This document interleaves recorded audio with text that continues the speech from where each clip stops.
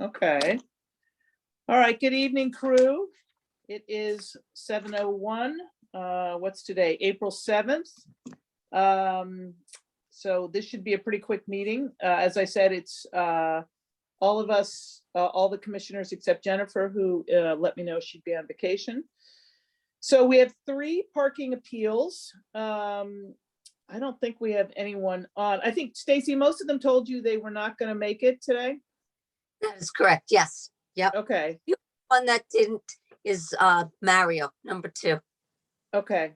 Why don't we just do we want to go through these? Mr. Deal is the gentleman who parked and then ran back and got the app going and paid, which he showed you the receipt for paying, Stacy? Yes. Yep. Okay. So anyone have any thoughts on that? Yeah, unmute, guys. I'm personally inclined to void that ticket, but I'm interested to hear anyone else's thoughts. I agree. Marley and Drew? I'm just reviewing this one now. Sorry, this slipped through the cracks in my inbox. That's okay. So I think it was like 14 minutes. He said he went, he had the app, he parked, he went to Starbucks, and then he said, ooh, I got to go pay, right? And then he paid. That's correct. Yes. And why, sorry, Laura, why would you want to avoid this? Just because I think he's from out of town and it was a lapse, and he did pay. He paid before he even knew he had a ticket. So he did make the effort to pay. Okay. It's not like he saw the ticket, from my understanding, it's not like he saw the ticket and then paid. And then paid, right. Correct. Okay. All right. I'm agnostic on this one. Okay, Marley? Yeah, I mean, there's signs all over the place, but he did pay it without knowing he had a ticket, and I'll Right. give him. Okay, so all in favor of voiding the appeal? No, yeah. Yeah. Upholding. Upholding. Oh, No, we're voiding. We're voiding the Voiding ticket. the ticket, upholding the appeal. It's both. There we go. Okay. All right. There we go. Next is Mr. Pemberty, who parked in a handicapped spot. And when I looked at the picture, I noticed it was in the lot next to the building where Dante's and the Waffle Cabin was. And so I said to Stacy, why are we giving tickets in a private lot? And Stacy explained to me. Handicap spaces fall under, handicap spaces fall under state statutes in private parking lots. So we are allowed to go in there and ticket anybody who does not have a handicap permit and is parked in a parking spot in a handicap in a private lot without a permit. We can ticket them. And in addition, that particular area, we get several complaints that people just utilize that spot as a regular spot and don't leave it open for people who need it. So it's monitored on a regular basis. Okay. That was my Thoughts? question, because it looks like that's at the end of the parking lot there. So you kind of have to know that somebody's in it right? It's not like the one that's on the road. Correct. So Yes. You're But saying that because- gets monitored a lot, not like somebody necessarily complained about this guy, but that gets monitored. Correct, only because it has several complaints that it's always utilized. We have had people who actually have handicap permits that go into a lot and see that it's being taken by somebody who doesn't have a handicap permit. So we monitor it pretty routinely. Okay. How long was he there again? He said 5 minutes. But we don't know that. Right, right. And that's a tight lot and busy and, it's just, So we'll take a vote on this to uphold the ticket. Who is in favor of upholding the ticket for parking in the handicap zone? I wonder sometimes about these delivery, people in the handicapped, only because I wonder, for instance, if they're working for somebody else, whether or not then they are personally liable for the $150. Right. I would imagine would be the case. And probably in most cases, these are people who would be financially, it would be a hardship for them to pay the $150. And Right. I'm not saying, I agree or disagree with upholding the ticket. I'm just, it occurs to me that in these situations where there have been delivery people, doing their job to deliver something, and then they're going to personally face a financial hardship as a result. Right. I totally agree. It's a very frustrating situation. It's hard to know what his other options were at the time. I don't know, you said he was moving something into the building. So it's frustrating. I'm just curious, though, in those situations where we believe that that's the case, can we reduce the fine? We don't have that option, I believe, right, Stacy? Because once you've said it, you've said it. Correct. And We've never voted on, the option to reduce fines. I know certain places do, certain towns do have that, but we have never did, to my knowledge, ever. Stacy, do you know if other towns have sliding scales? Like,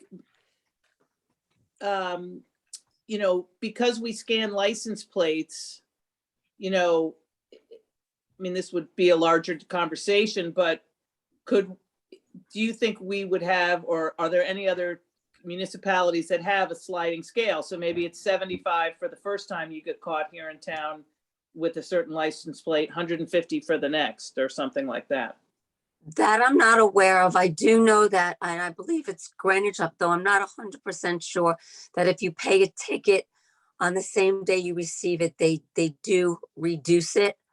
And I'm not saying all the tickets, but I know certain tickets, and I can certainly look into that Okay. for you. But I don't know if there's a sliding scale or what the parameters are in different towns for different types of tickets. Okay. Okay. I really like that idea. If it could be, if it's workable. Yeah. So let's, Might be worth doing like an audit among, the ERC or ERGs or, just neighboring communities, what their policies are, and creating kind of a master spreadsheet. But that said, if this guy gets a paper ticket on his windshield, at the time it's issued, before he pulls away, hopefully he has enough bargaining power with whoever he's contracted by to say, hey, Right. I just unloaded your table, I got dinged, help me out, and deal with it right then and there. It's not like this was several days later. Right. Some handicap parking. Yes, this is sort of like a bigger, sort of education question, because I feel like the last few meetings we've had a bunch of delivery guys in handicap zones, and I get it, things are tight in town, and I don't know, is it Stacey, is it better to double park and put flashers on and unload the thing? And I'm assuming that the answer is yes. And then if so, how do we educate these delivery guys and gals and people to just, he could have parked in front of Pine Street concessions, right? Maybe pull the table out, double park, because the street is quite wide there, Believe it or not, it is better to double park. And I know that's like a contradiction of everything, but they are asked to double park, so they're not in a no parking zone, in a handicap zone, leaving it free for handicapped people. Unfortunately, the only way we can educate them is most of the delivery drivers will be the same delivery drivers delivering to the businesses on whether it's a daily basis or a weekly basis. So if they're asked to leave or move, they're usually told why, and they're usually told how best to park for their deliveries. That is really the only way that we could educate them, because we have no other way to get the word out. There's so many different delivery Can't people. exactly publicize it either, you know. I mean, Correct. Right. Correct. So we do like, and we'll recognize them, or at least, you know, the officers will recognize them. And once they get familiar with the town and how we want them to park, they will start parking that way to make the deliveries. Can I just push a little bit further on that? I mean, I think it's twofold, right? The delivery drivers need to be educated. Is there a little card that could be issued along with the ticket that's just a quick cheat sheet of like, hey, can't find parking, and when in doubt, double park and put your flashers on, you know, something along those lines. And maybe we do it English and Spanish, one side or the other, but it could be the Did we- same, very small. And then I think also back to our earlier point, it's the businesses. They've got to take some responsibility here and just can't let it be the Wild West for their delivery guys. You know, it's just like, look, you guys, you know, every business owner should know parking is tight. Please instruct your delivery drivers to do X, as opposed to, Yeah, that could go in that booklet. But then is it really the responsibility of the business versus the delivery company? Like, who's pinging the employee? It's the delivery, the trucking company, right? They're not going to pay these tickets for these guys. Well, it varies. I will say that I do see checks coming in from delivery companies themselves. Each company will handle it differently.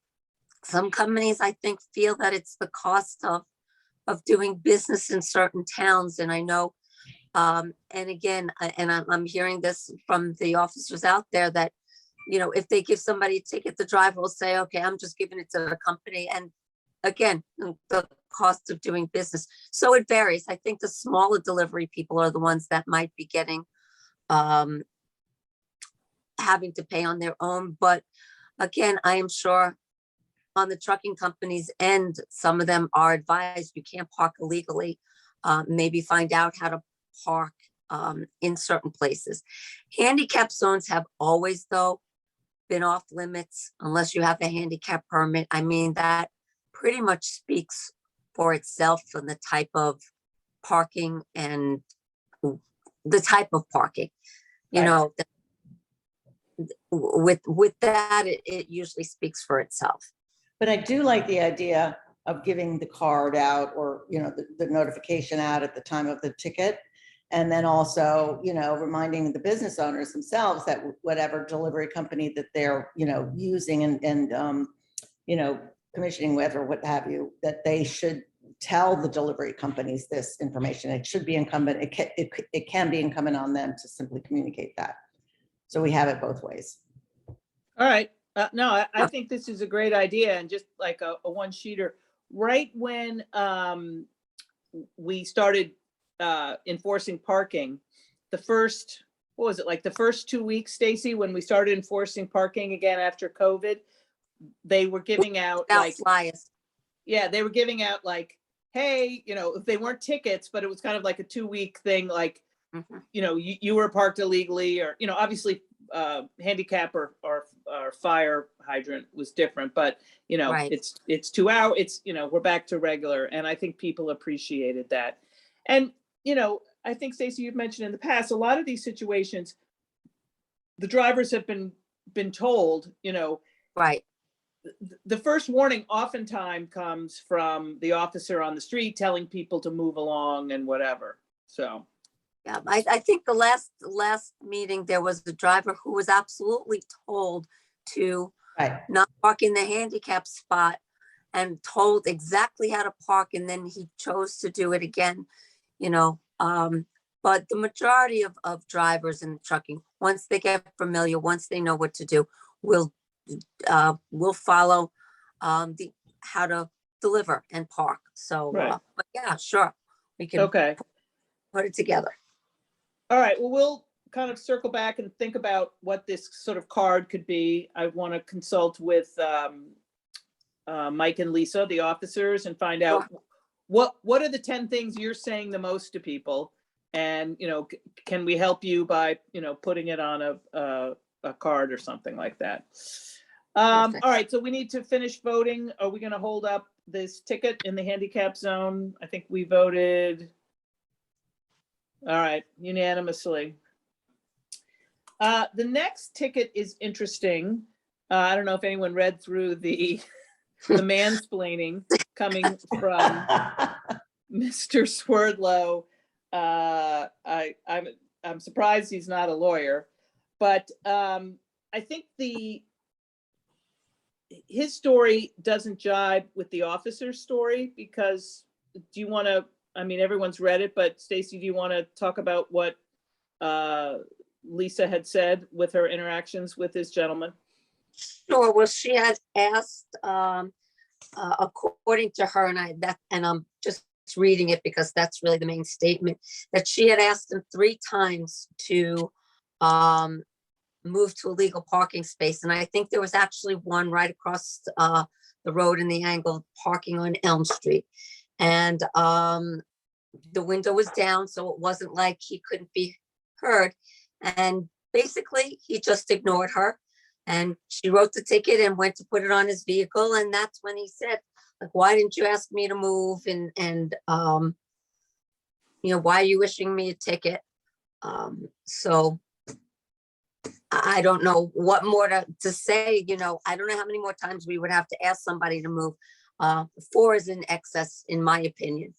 I see them on Elm Street all the time, both officers. And if someone is in the car in the yellow hashed areas, they will say, they'd rather let them move along. If no one's in the car, it's a different story. And that typically is their modus operandi. Yeah, that was my question. I hadn't read the officer's account. I was wondering, well, was he given an opportunity? But clearly he was, so no question. Okay, Yeah. so anyone else have any thoughts? All right, should we vote? Who would like to vote to uphold this ticket? Uphold Uphold the ticket, yes. We're gonna Uphold the charge the ticket. guy the money. It's- Yeah, we got to get these, we need our own little cheat sheet cards, right? I think so. The other piece of business is Stacy, when she sent I'm out the sorry, meeting, excuse me. sent out what? Was that unanimous? That was Yeah, that was unanimous. unanimous. Thank you. Stacy had sent out the meeting minutes from both February and March's meetings. Does anyone have any comments, changes, edits, suggestions? No, all right, so I vote, who would like to, Motion. You're supposed to motion, thank you. I'm putting up a motion to approve these approve the minutes from February and March 2022 Parking Commission meetings into whatever. All in favor? There we go. You're not unanimous. Hereby enshrined.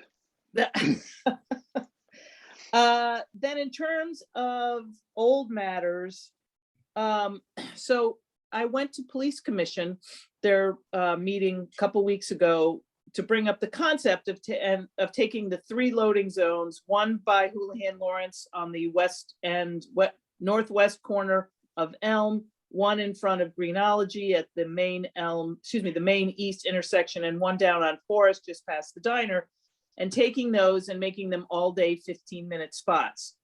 And the Police Commission, I'd been talking to John DeFederico, the deputy chief, and the Police Commission said, yeah, let's do it. Oh, yeah, I saw that. Yeah, I was, okay. So I thought that was great. And I spoke to Tiger today, and they're working on signage. The goal, they're hoping to get, the state will repave Main Street, and they're not in the queue yet. I guess the asphalt is just coming back online. I mean, their goal is to have it all repaved by the Memorial Day parade. So all that will be happening then. Okay, so that was kind of my record of anything that we had talked about last time. Then in terms of new matters, I went on a ride along with Mike, just to see, you know, this is about an hour.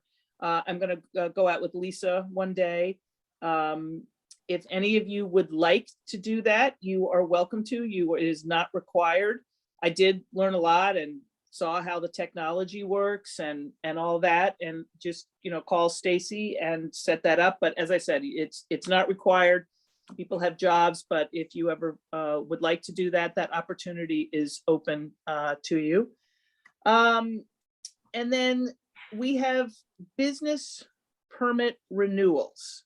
And we have two levels of business permits. We have premium permits, which is Park Street lot, Morse Court, and the telephone lot. You got, and then we have the free business permits, which are Locust and Center. Richmond The Hill. free, oh, and Richmond Hill too. That's right. We have been renewing the employee permits on a 6-month basis. And the question is, do we Just the want free to? ones, Laura. Just the free ones, right. Yeah, The okay. premium permits renew annually. And they renew on June 1st. So Stacy will start sending out notices. When do you do? Kind of end of April, May? No, they were July 1st. I'm sorry. They go from July 1st to June 30th. Okay, and so when do you send the notices out? So we will start sending out probably, we try for the end of May, but usually it'll go out at the beginning of June. Okay, good. So that, you know, that will go as planned. We have you have a wait list in the Morse Court lot, is that correct? That is correct. 7 people. Okay, How many So- spots do we allocate to the premium and the Morse Court? hold on. Let me consult my chart, because I don't know the answer to that question. Because that's a tight spot. That's a tight lot. And those spots are so narrow. That's, you know, a challenge, just even as a resident parking. I'm trying to find this in my parking folder. 36. 36, out, here's my thing. But So how out many of- total spots are there? hold on. There are 90. 97 spaces and 36 are committed to business permits. Now, those people aren't there every day, so it's, you know, it's over a third of the spaces. So we really, I don't feel can open up anymore No. for those premium permits. I'm hoping that some people won't renew, and maybe we can get a few people off the wait list, because, you know, I'd like to give people what they want and they're willing to pay for it. In Park Street, there are 121 spaces and 86 are permanent. So that's a lot. 86 are the business permits. And what's Yeah, the and the annual permits fee up again? against the wall. Right. What's the annual fee again? $438, and with the tax, it's $465.81.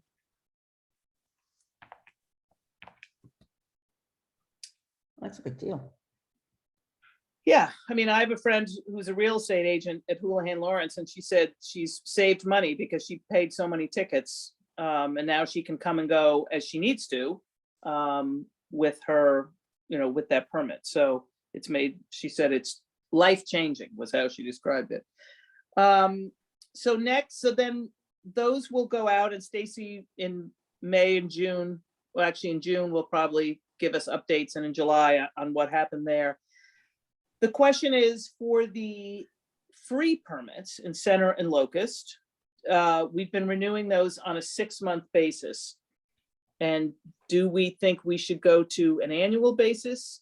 Stacy, I think it's really up, you know, in terms of your department and workload, what do you think? And do you find with the 6-month, you're able to clean out the database, so to speak, on those permits?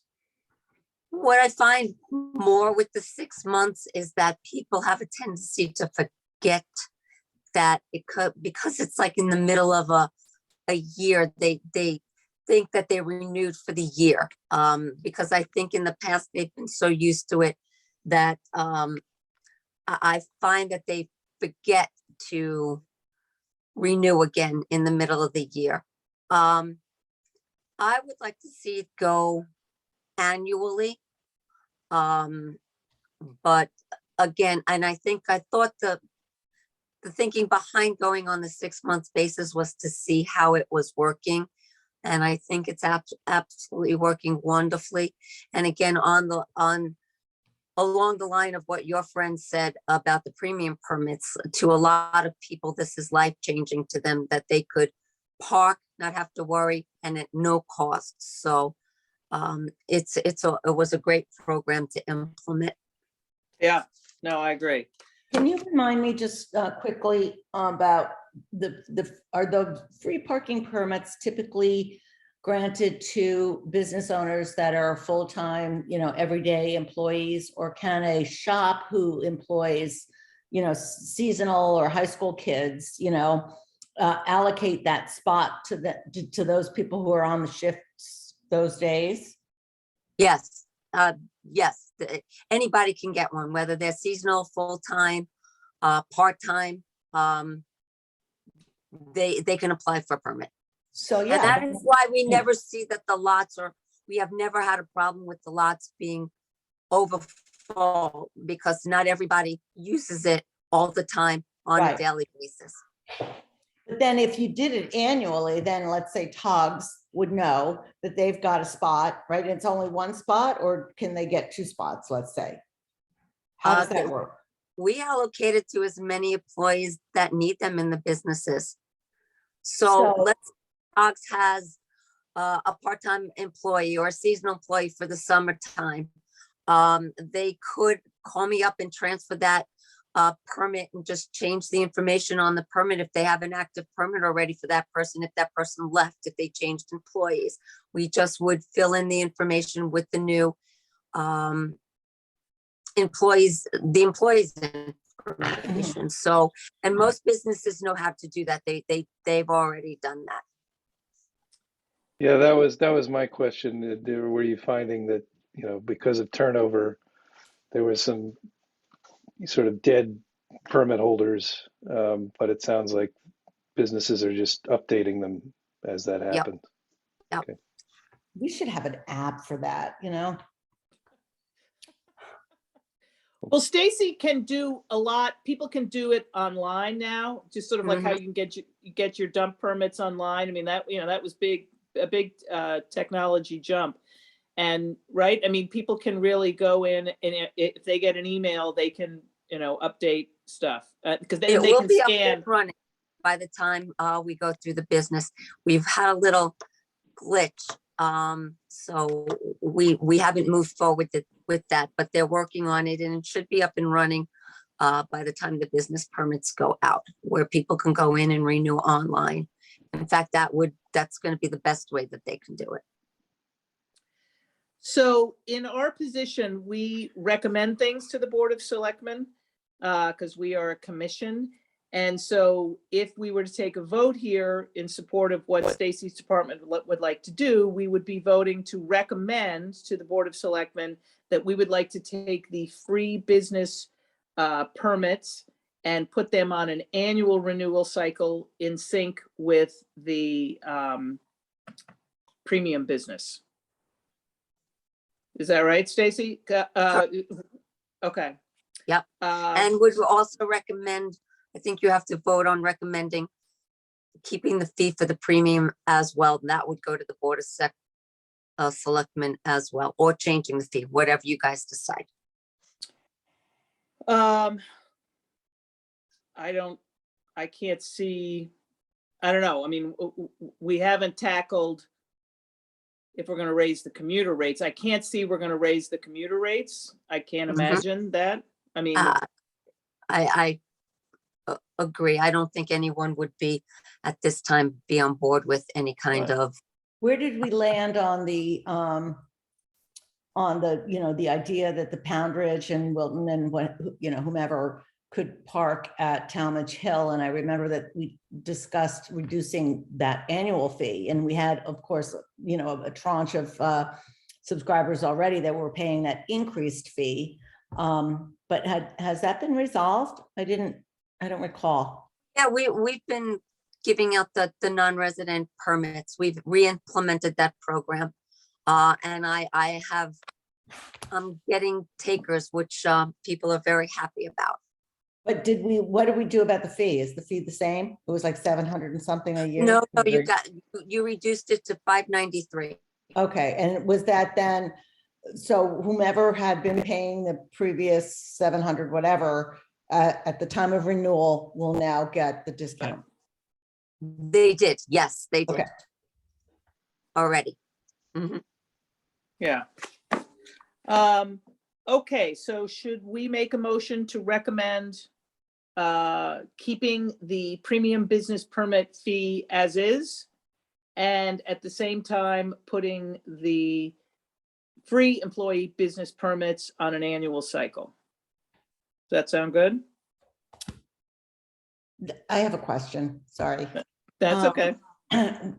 Why wouldn't we put the business permit fee on parity with the commuter, you know, parking fee? Or It really is. So if you look at lumberyard is 660, oh, let's see, hold on. 663 a year. And where is business? Oh yeah, Morse Court and Park Street is 465. It's a little lower. But Richmond and Talmadge is 504.10. Remember, lumberyard is higher than Richmond and Talmadge. So those are 504.10 with the tax. And then the premiums are 465.81 with the tax.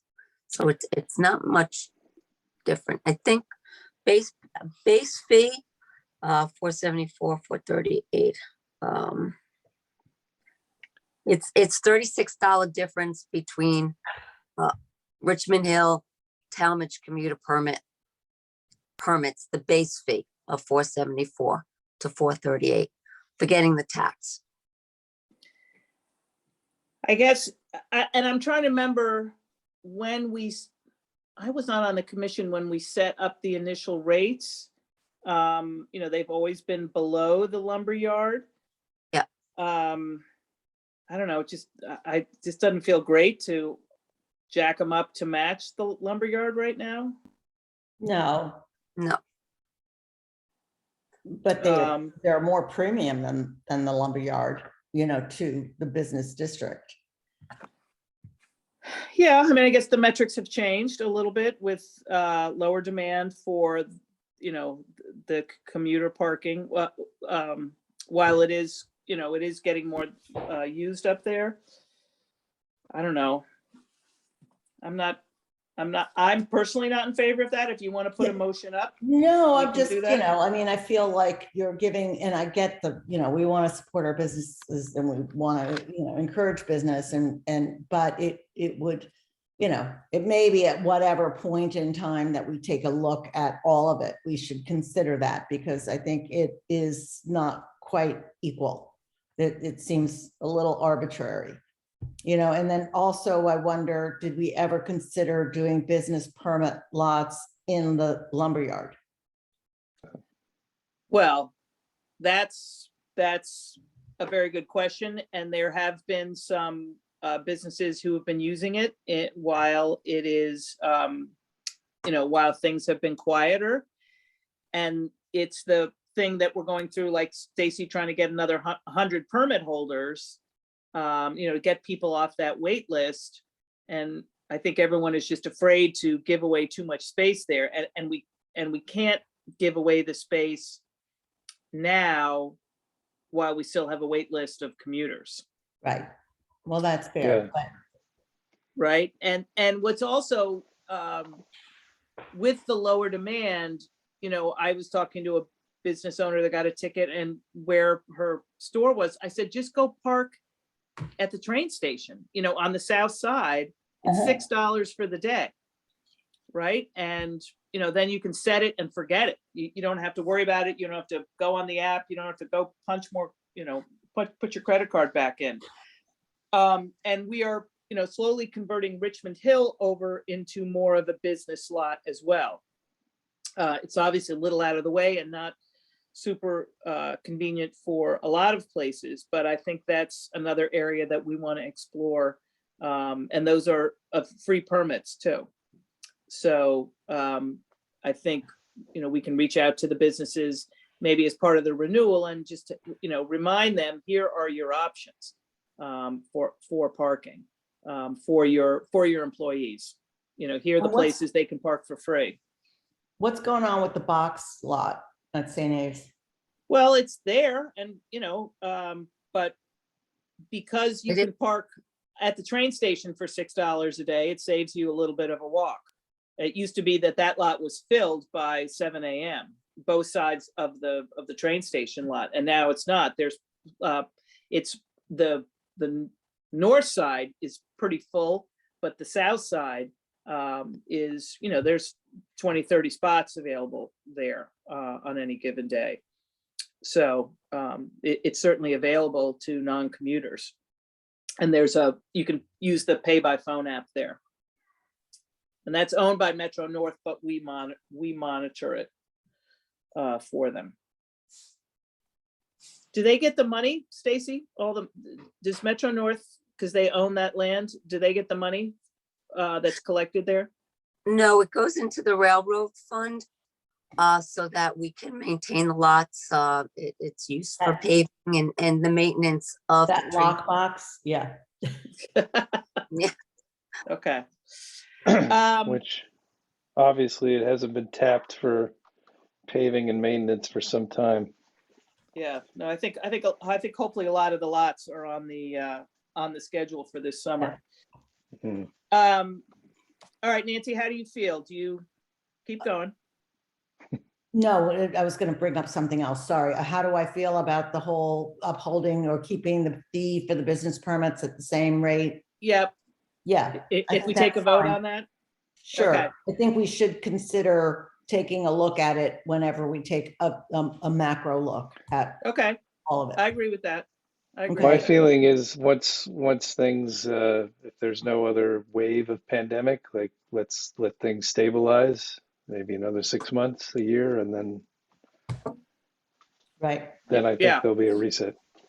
Okay. But your point, Laura, pardon me, about the fact on the schedule of the repaving of these lots, like let's say Locust Street or Richmond Hill, for instance, do we need to kind of plan forward for that and figure out how we're going to reallocate?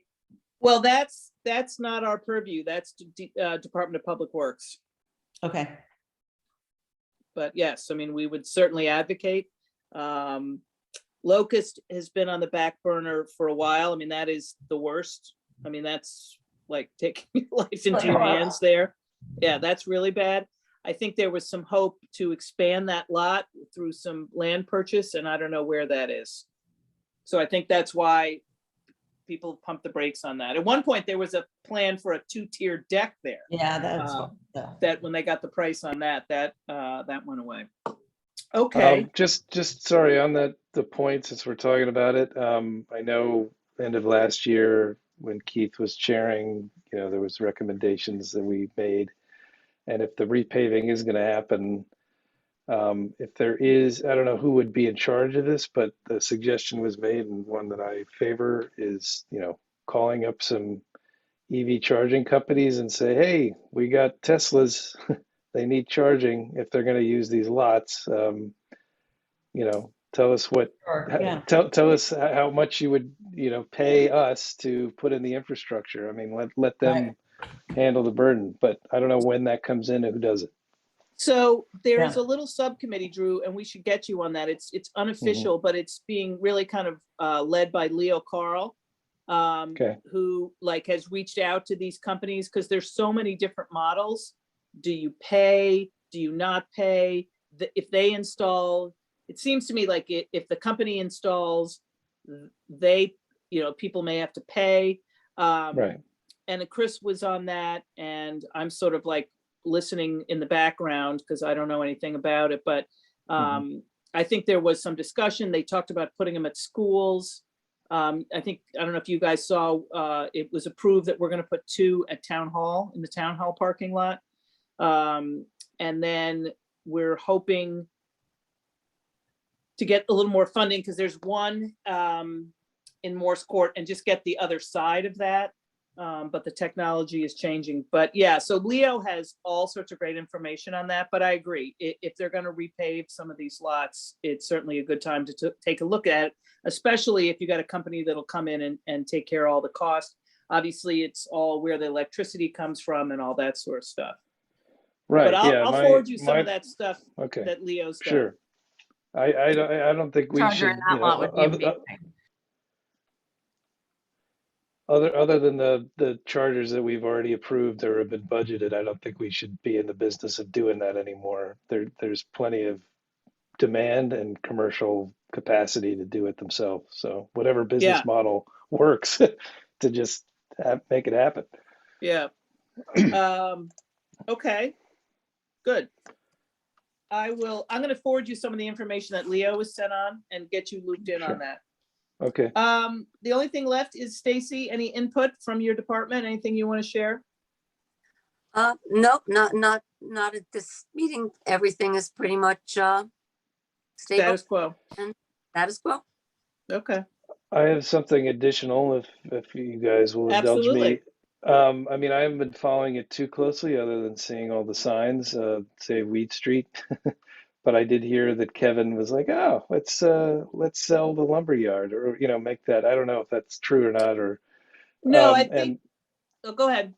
well, I was just saying, I don't necessarily disagree with that notion. I think there should be a lot more infilling of housing if we're obligated to build it at different income levels. It just seems like we've got these empty banks and a lot of kind of scattered lots around. And if there's anything we could do on the commission to say, hey, we're open to reshuffling parcels to make the housing piece work rather than kind of have this scattershot, patchwork kind of landscape.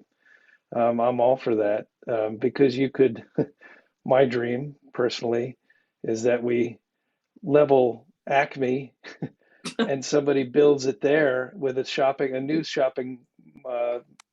new supermarket on the base level. I mean, you see what Darienne's doing in Norotan Heights, you see it all around the country.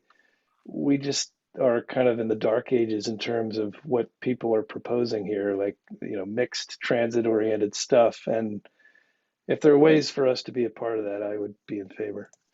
No, So I agree. It's a huge issue, and it's going to take all the minds in town to tackle it.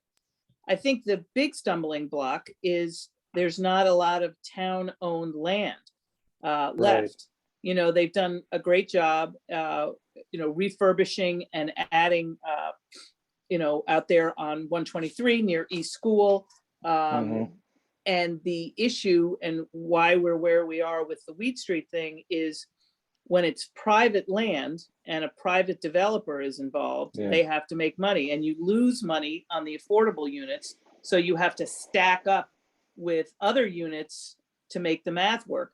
I think so someone said, well, what if we decked the lumberyard? And so you would put the housing above, we would Right. still I maintain. would go underground. I mean, I don't know why they don't go underground. Right.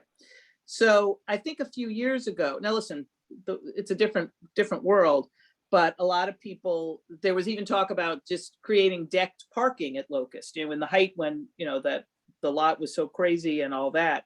And, people were concerned about that. But when you look at big chunks of town land, the figure I've heard is that every unit that you build costs $450,000.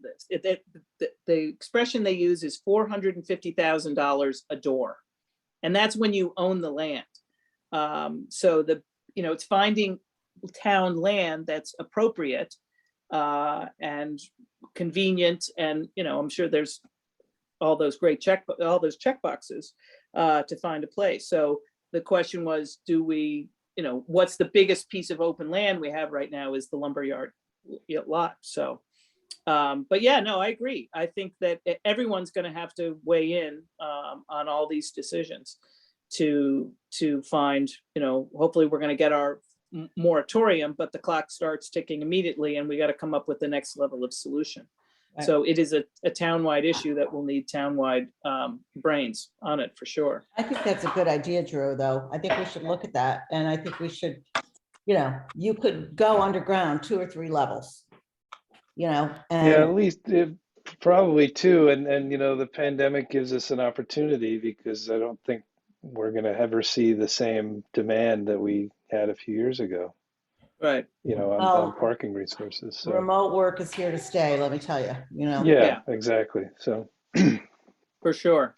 So yeah, and I mean, I've had people call me, what are you gonna do about the Acme? It's so ugly, but it's privately owned, privately held. What's amazing in Darien is they've done a beautiful job, and David Genovese is over time bought up all that land and is creating something, and that's private development. Right. It's going to be great down there. What So are they but doing? we should facilitate that with somebody who's got better ideas than the Weed Street Oh, geez. view guy. right. Do we Right. know, but Acme is private property, right? Yes. And half the lot is empty. Right. Usually. They should just do a box. They should do a box thing there. And that Right. TD Bank is empty too. Yeah. Well, that's privately held, and TD, my understanding was they were paying over $40,000 a month in rent. Oh, That's crazy. how do But we I guess not they have can some absorb. control over this stuff? I mean, because otherwise it's going to sit for years. Well, if demand goes down. Even, You well, know. what's, is it, those brick, across the street, right next to Joe's, there's that brick office building that has, they have parking under there, and that's always empty. All those, even, and then on Locust Street, under those lots are empty too, Yeah. I mean, there's a way we can. Well, make you have to it approach develop. the gentleman who wanted to do the valet parking had approached Right. whoever the company that owns that building across, right there on Locust Street. And they had said, yes, you can park there at night on Friday and Saturday nights. You could park the cars there. So it's individual negotiations. Yeah, the issues, and why we struggle so much in Fairfield County is the value of the land is so high. So by the time you purchase the land, it makes the mathematics very difficult in creating these units. So, okay, well, let's keep our ears open on that. Anything else? We're good. All right, motion to adjourn at 7:49. All in favor? All right. Thanks, team. All right. Have a good Thank night. you. Always a Great meeting. pleasure. All right. Nice parking Someone's with you. got to do the glamour And jobs. nice parking with you, exactly. Brian got a ticket tonight, so I got to get it. Oh, Hey, can we put our names on that list, please, Stacy? Like, don't we get special dispensation? No. Oh, I don't mean, this is not being recorded, no. All right, guys, have a good night. good Bye. night. Bye.